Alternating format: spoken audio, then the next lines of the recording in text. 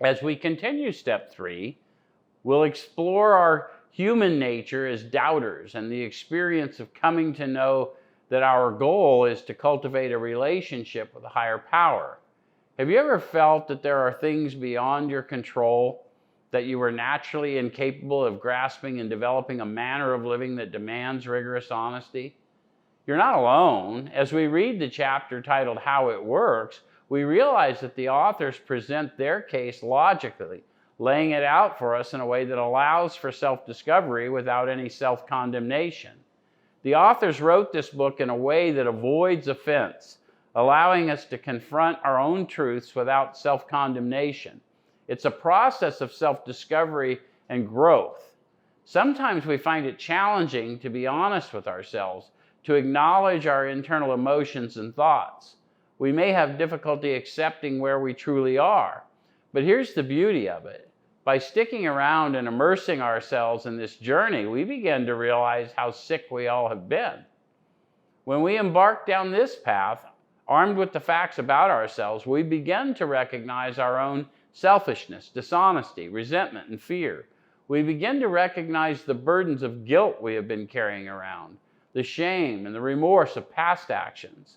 It's through encountering a power greater than ourselves that we find purpose and redemption. The authors encountered a power that revolutionized their way of living and thinking, from atheism or agnosticism to an absolute certainty that God dwelled within them. This is an extraordinary testimony that resonates with countless individuals who have experienced the miraculous power of redemption. Have you ever found yourself chasing hope instead of embracing certainty? As addicts of the hopeless variety, we know the depths of pain and hopelessness all too well.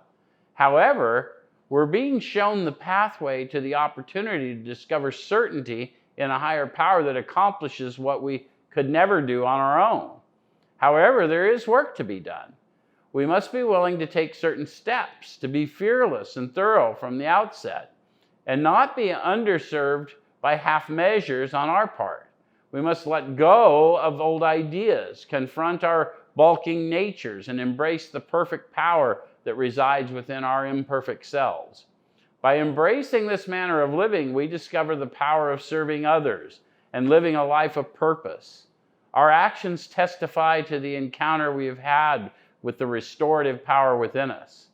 We begin to realize that the true freedom comes from serving others, while blame and external circumstances only lead to captivity. Remember, we deal with the cunning, baffling, and powerful nature of alcohol and addiction. As we progress on this journey, we can find certainty, deepening our relationship and letting go of doubt. It's a journey that requires honesty, service, and discipline.